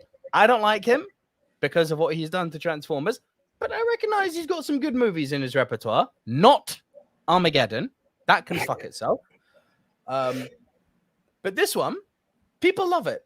And I really want to take the opportunity whenever I can to throw shade at people. And here's why. The movie I'm talking about is Pain and Gain. The gangster I'm talking about is Daniel Lugo, played by Mark Wahlberg. Now, traditional gangsters and hey, forget about it. No, obviously not. But let's be real. These are three bodybuilders who did some gangster shit. Like, oh yeah, no, 100%. It was going to make the list. It was going to make the list. There was no doubt that they are gangsters. So yeah, they were gangsters by the end. They could actually be worse than some of the other gangsters we've actually listed on this. If I'm honest, like they've done some in terms of the shit they did. Yeah.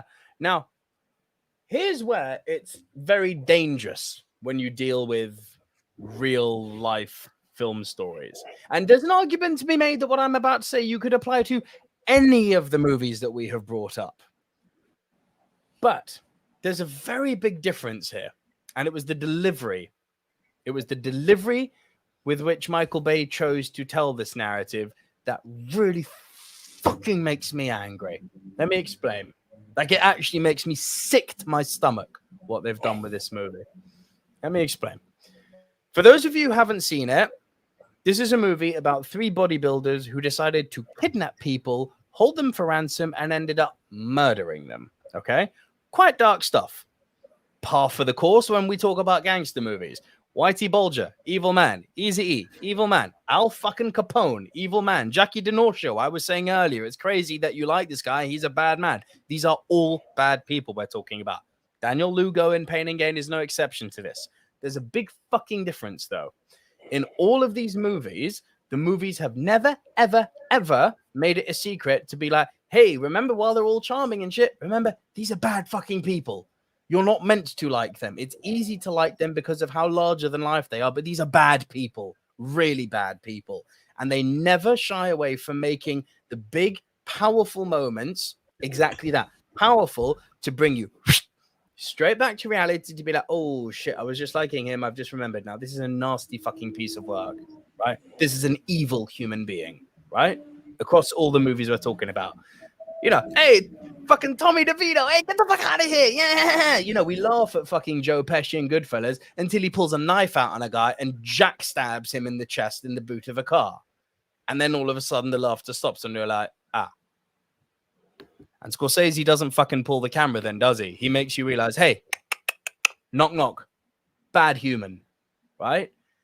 Michael Bay doesn't have that type of subtlety or nuance or ability to convey seriousness. Because what Michael Bay chose to do with this movie is turn it into basically a comedy. There's no two ways about that. There are moments of sheer, unadulterated, laugh out loud comedy, which people, I hear you're going to say, oh, but it's a movie, it's fine. It's like, okay, I'll say to everyone now watching what I said to AJ when I came back from Thailand and we were first talking about this movie. Imagine the people in the movie who died, who lost their life, who were killed, were people you know. Imagine it's your mum. Imagine it's your brother, your girlfriend, your best friend. What I said to AJ when we were first talking about this, I said, AJ, you're laughing. Yeah, it's just a movie. Imagine that person being killed was me. You'd be fucking vexed. Then actually put this before. I didn't want to get into it, but he actually said it, like he can't put it on the list. They made it a comedy. Like that was legit his statement. So Yeah. To make a film about cold-blooded murder, you can make a cold-blooded film about murder, a comedy, sure, as long as it's not based on reality. The moment you take a topic, and this isn't loosely based on reality, this is, if you read about the murders, it was pretty on fucking point. The moment you start talking about the tragic loss of human life in a comedic manner, sit and spin, you cunt. You soulless piece of shit. And I'm glad that you got sued by the families. You dickworm. You dickzit. You fucking cunt of a man for laughing at human death. Because that's what he's doing with this movie. He is literally, with the effervescent charm of The Rock and Wahlberg and Mackie, who are some of the most charming men on the planet, quite how I think they might have missed the boat on this one. I think The Rock, who's a very, very good, sensitive soul, I don't think he fucking joined the dots on this one. Because there's no way that I think Dwayne The Rock Johnson should have looked at this movie and gone, big man, we're laughing about people losing their life here. Is this cool? No, it's not cool. It's disgusting. It's disgusting. At no point when Tommy DeVito is jackstabbing that guy in the boot of the truck are you laughing. You're in shock.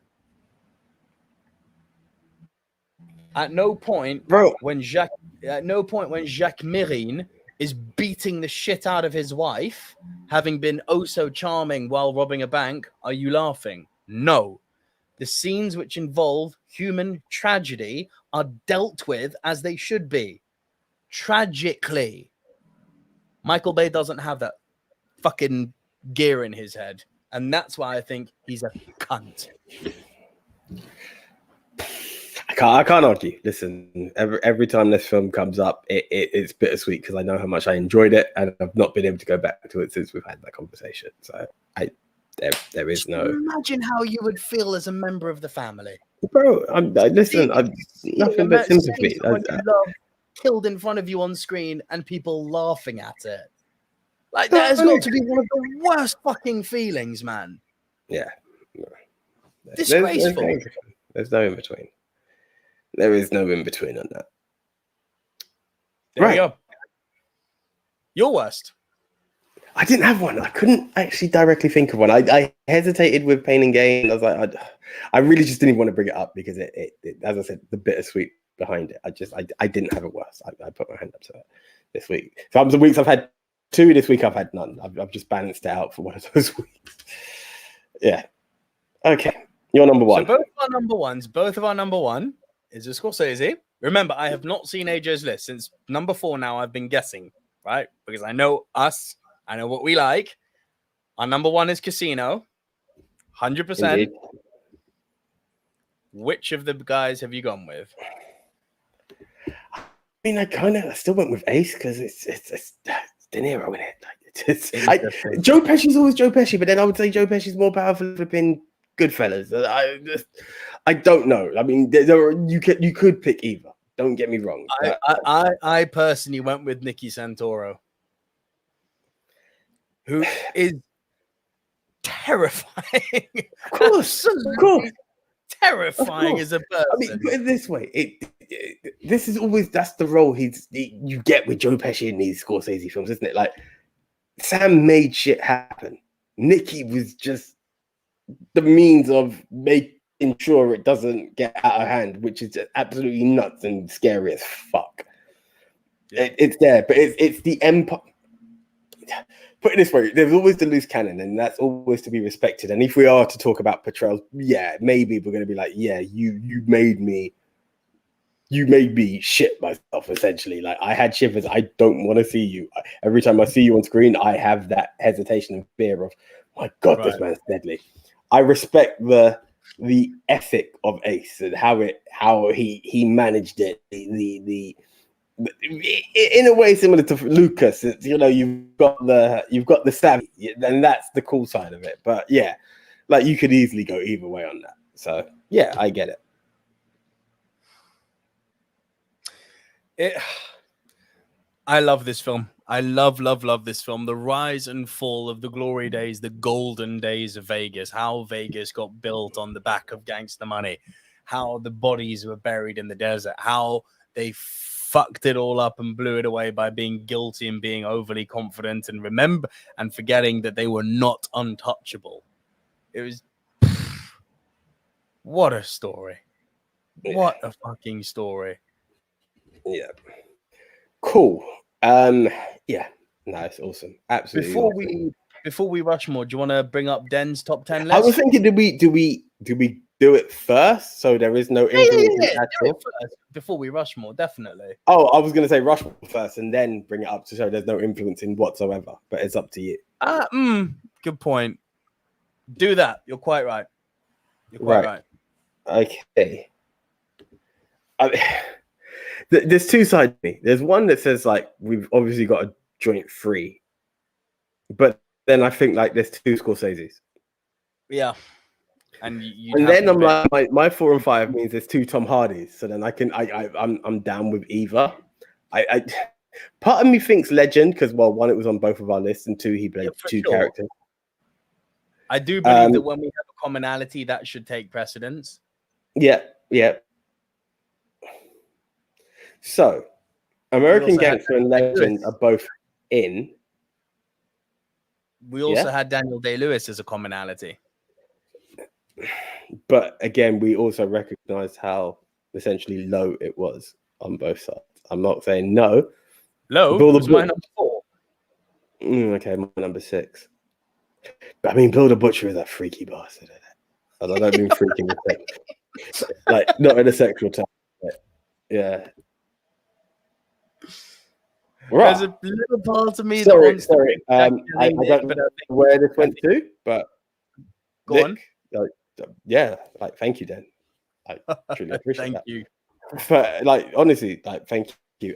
For those listening on pod, £10 has been donated to the dudes. Like I appreciate it. I appreciate it, guys. We do it for the love, not for the cash, but it does cost. So like, then appreciate it. Really, thank you, Dan. I can't. Love, man. Yeah. That actually topped it. No, thank you. Fine. Oh, so we're actually forfeiting our 1 and 2, but it makes sense. Whoa. On what? Hold on. We just said we're not going to do multiple Scorseses. Right. Oh. Right. That's what I'm asking. Are we really doing that? No, absolutely not. Goodfellas has to be on there. All right, we'll go with Goodfellas. Are we going to do this by movie then? Yeah, just to make it fair. As much as we could use the character.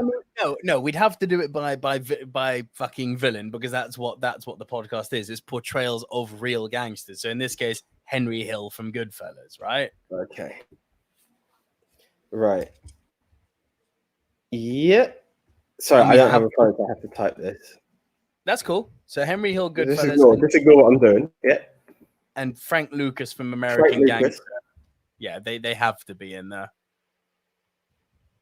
Oh, do you know what's annoying is that we haven't got enough fucking classics in there. Like, I'm really angry with myself for not putting the original 1930s Scarface. I'm really. I thought you would. I really thought you would. Like, I haven't seen it, so I can't do it. I really thought I would too. I'm angry with myself for not doing it. Are we doing the Craze? Yeah. I'm down with that. Tom Hardy, yeah, because so this is good so far because Henry Hill, Frank Lucas, and the Craze are radically different in Gangster. You know, to keep the diversity, I maybe want to bat for Jacques Mesrine, but again, I don't. Based on what I saw on Twitter, literally the only person who would even know that would be Andy Hart. So now we have an option. We either go down a 2-level Martin Scorsese, or we pull out the wild card, which is Den, who's the person who's commented their top 10, and we take it from there. We could see if that one common film that all 3 of us had. The choice is yours. Because the only other commonality will be, Casino and New York, Scorsese, or then it's double De Niro. No, it's not Double De Niro, but it's De Niro in Untouchables, which essentially didn't make it too high either of our list because he's not there long enough. He's going to get back. It enough.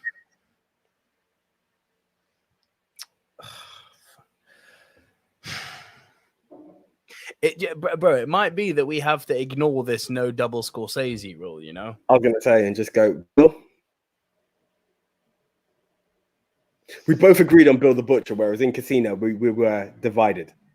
Yeah, correct. That would be the dividing point. I'm down with that. This works. Yeah, do that. Do that. I think you've got a good period piece there. I mean, they're all kind of period pieces, to be honest, actually. So I'll shut up on that noise, but you've got a good so different. Like, there's a good range of villains here. I imagine Chris Trengrove isn't going to be happy because he never fucking is, but like, we made Chris Trengrove happy once, where he actually said, "Good job, guys," and it was like, "Oh my fucking god, I think a little pee just came out of me." Right. Okay. Right. Okay. Before we start tapping tables, Den the Tech, aka Dennis Cook, aka Cook 45. Please subscribe to both channels. This was his top 10. In at number 10, The Irishman by Martin Scorsese and starring Harvey Keitel, Robert De Niro, and Joe Pesci. And at number 9 was Public Enemies, starring Johnny Depp as John Dillinger, who I brought up earlier. Number 8 was Bronson with Tom Hardy. Number 7 was Black Mass, Whitey Bulger with Johnny Depp. How did they come? That is one I am not familiar with. Jimmy Cliff. No, Jimmy Cliff sang the song, but I'm trying to think who was in the film. But yeah, it's meant to be really good. I haven't seen it, but yeah. Can't comment on that one. Number 5 was Legend with Tom Hardy, of course. 4 was Gangs of New York with the incomparable Daniel Day-Lewis. 3 nearly made my fucking list, and I'm borderline angry it didn't. Donnie Brasco, again Johnny Depp, and Al Pacino playing Lefty Ruggiero. 2, American Gangster. Oh, fuck. I forgot. That's what I'm saying. When I saw number 1, I kicked myself. I could not believe I forgot that. I legit kicked myself. Right. City so I think, God. AJ, I believe we need to do... we need to start compiling these lists into another top 10. By the way, I've already made one for desert movies. Just putting that one out there. Fair play. Another top 10 desert movies. Yeah. What can I say? But yeah, well played then. City of God killed me when I read it. I was like, how did I forget that? Well played. Awesome number 1. Such a fucking good film. It's such a good film. All right, let's do the Rushmore and then let's move on to Twitter. That's the one. Okay. I've got pregnant wife sleeping next door. Could you bongo it this week? Cool. Ladies and gentlemen, the official movie Mount Rushmore of movie portrayals of real gangsters in no particular order is Henry Hill, Goodfellas. Our second entry is Frank Lucas, American Gangster. Our third entry is... By God, what happened there? The Craze, Ronnie and Reggie, Legend. Our final entry into the movie Mount Rushmore of portrayals of real gangsters is... Bill the Butcher, Gangs of New York. I'm gonna say something really racist here. For a black man, you've got no rhythm. Bro, it just started first, but it's because I'm... And you're frozen. Say what? Oh, we have lost AJ from the stream. AJ is frozen. I said, am I back? Am I back? You are now. Welcome back, sir. Am I back? You're Cool. back. I was just saying, like, when you get paranoid about fucking up and it gets worse, like that's exactly what happened. So each 4, 3, 2, 1 got worse. Like I'm gonna pre-program these now. You will see a nice little video montage where it's because that's not happening again. You have a pregnant missus.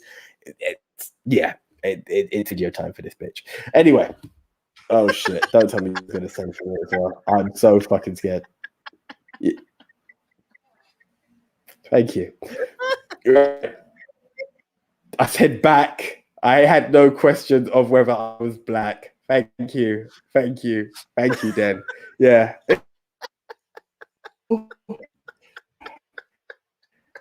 I love how this page might now be pulled down for like the most racist of terms. Man questioning if he's black. No rhythm because he's black. Like, yeah, we've just become like the KKK's favorite page in the last 5 seconds. Come again? My boy AJ is an Uncle Tom.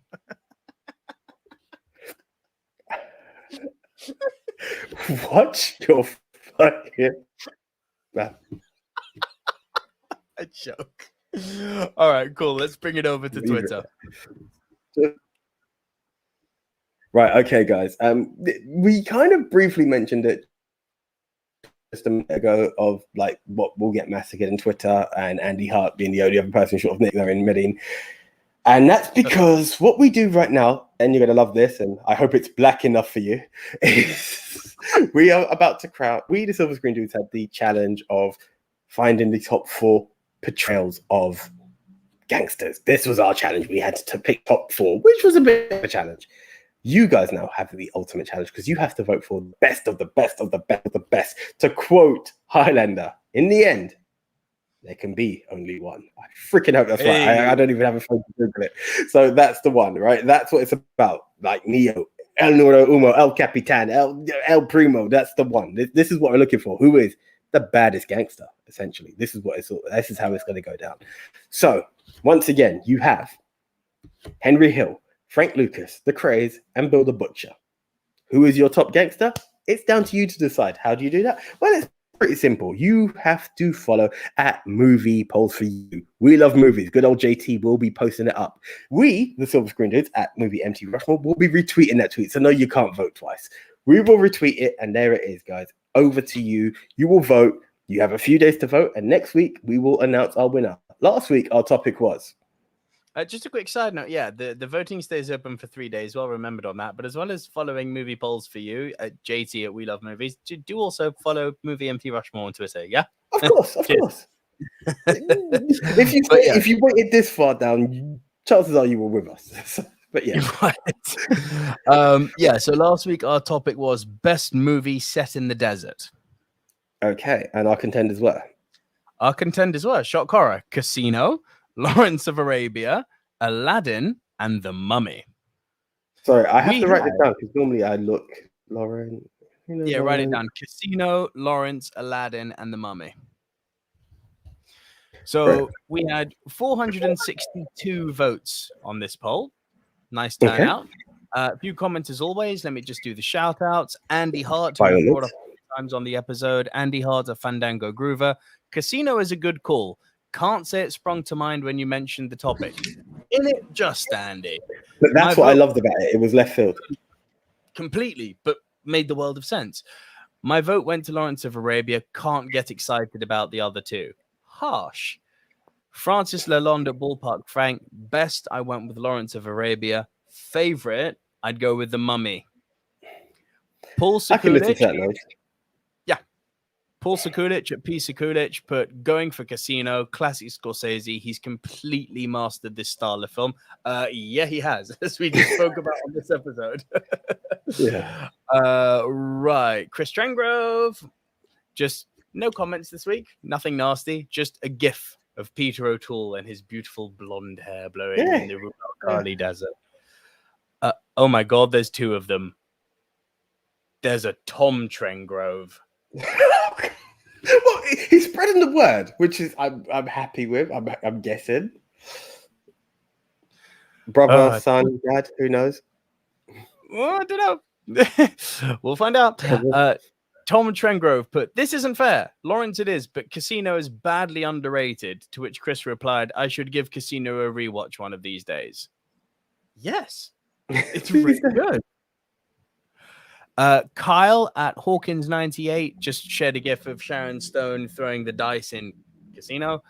Den the Tech, Dennis Cook at Den the Tech put, this was a hard one, but I can watch Aladdin again and again. But this was a great comment, by the way, AJ. Listen to this. John Carpenter's The Thing should have been on this list. Antarctica desert is the largest desert. He's actually fucking right. Desert doesn't have to mean sand. He's spot on. Yeah. Well played. KMS78 at KMSTX78. I've only seen Lawrence once, and I felt the second half wasn't nearly as strong as the first. Is that sacrilegious? I should watch it again. I had to answer this, of course, and I said, absolutely not. It's personal, and if the second half didn't resonate with you, that's A-okay. David Bazibasnet shared a gif of Lawrence of Arabia. Tom at Deaf Heaven shared a gif of Mad Max Fury Road.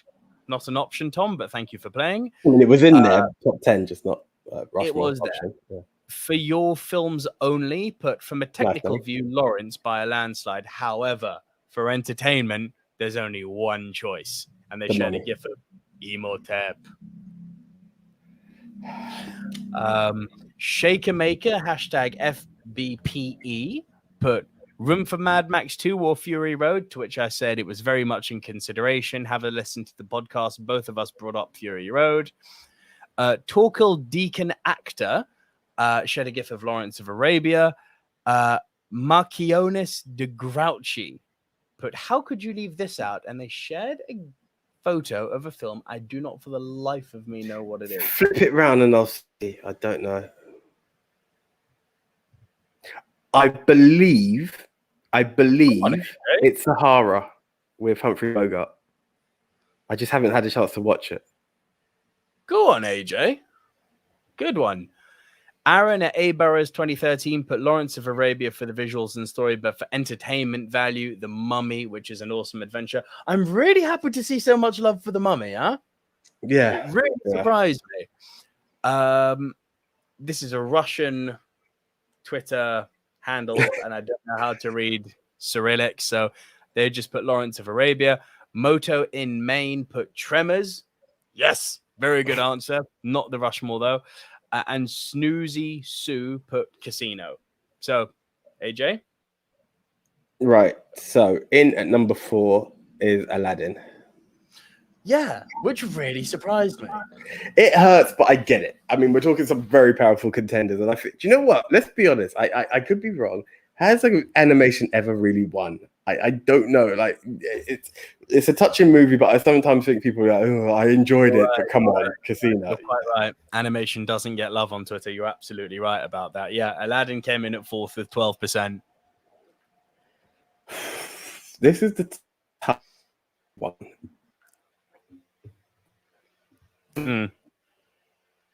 To give you some insight, there is only 4% separating 3 and 2. And my friend, you are very, very frozen. So I'm just going to vamp for a few minutes while AJ returns. He's got his big grin here, as you can see. He looks like the Cheshire Cat. Hopefully he comes back in a moment. AJ, if you can hear me, reboot your Wi-Fi. Because we're kind of at a critical stage where we're trying to guess the poll here for the best movie set in the desert. Hello? Am I back? He's back. Hello? Hey. Yes. Right. I don't know what happened there. I said it hurts, but I'm going to go with The Mummy at number 3. Correct. Very good. Mummy at number 3, 22%.